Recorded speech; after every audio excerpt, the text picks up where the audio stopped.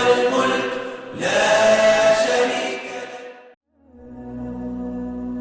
اے لوگو، اپنے خون اور جان کی حرمت کا خیال کرو، کسی کو ناحق قتل نہ کرو، کسی پہ ظلم نہ کرو۔ یاد رکھو تمام مسلمان آپس میں بھائی بھائی ہیں۔ اے لوگو، تم سب آدم کی اولاد ہو اور آدم مٹی سے پیدا کیے گئے تھے۔ کسی کو اس کی ذات اور برادری کی بنیاد پر کوئی فضیلت نہیں مگر تقوی کی بنیاد پر۔ اے لوگو، میری بات غور سے سنو، کیونکہ مجھے یقین ہے کہ اس سال کے بعد میں تمہارے درمیان موجود نہیں رہ سکوں گا۔ اے لوگو، تمہاری جانیں، تمہارا مال اور تمہاری عزتیں ایک دوسرے پر اسی طرح حرام ہیں کہ جس طرح یہ دن، یہ شہر اور یہ مہینہ حرام ہے۔ اے لوگو، کسی اجمی کو کسی عربی پر، کسی عربی کو کسی اجمی پر، کسی کالے کو کسی گورے پر اور کسی گورے کو کسی کالے پر کوئی فضیلت باقی نہیں۔ فضیلت اللہ کے نزدیک ہے تو صرف تقوی کی بنیاد پہ۔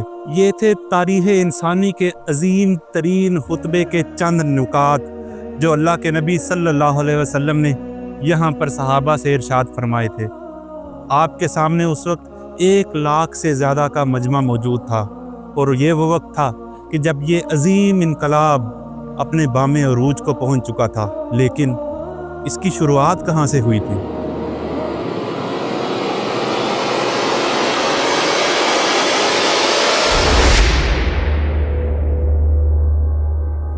رات گہری ہو چکی تھی، مکہ کے نیچے بازاروں کی رونقیں مدھم پڑ چکی تھی اور لوگ خوابوں میں ڈوب چکے تھے، لیکن جبل نور کی بلندی پر ایک شخص جاگ رہا تھا۔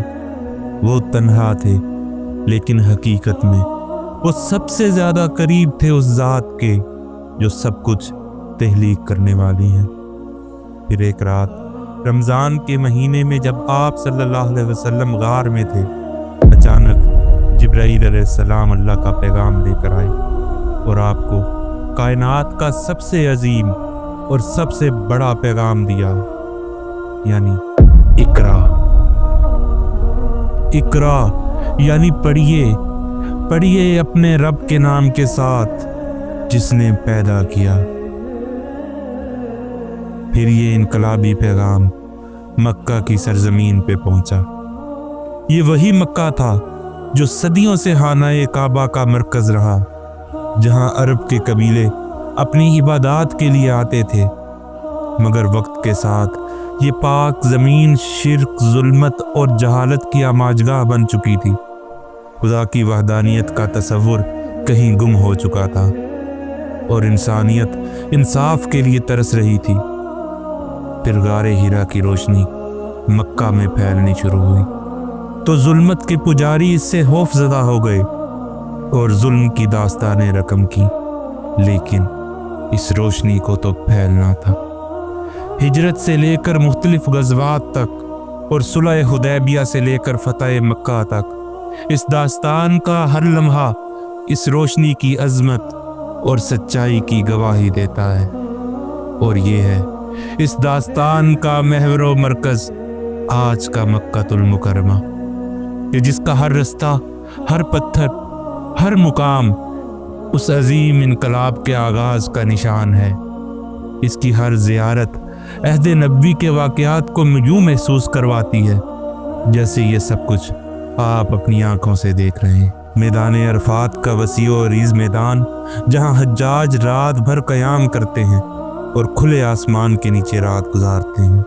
مینا ہو، غار ہرا ہو، غار سور ہو، مسجد نمرہ یا جنت المعلیٰ اور خود مسجد الحرام، یہ وہ مقام ہے جہاں لاکھوں لوگ ایک سمت میں جھکتے ہیں، جہاں ہر دعا قبولیت کے قریب ہوتی ہے اور جہاں ہر قدم عبادت بن جاتا ہے۔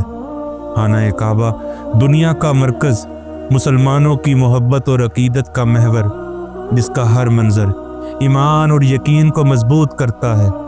جب لاکھوں لوگ ایک جیسا لباس پہنے ایک جیسی سرگرمیوں میں مشغول ہیں، لیکن آپ نے کبھی سوچا کہ یہ منظر ہمیں کیا سکھاتا ہے؟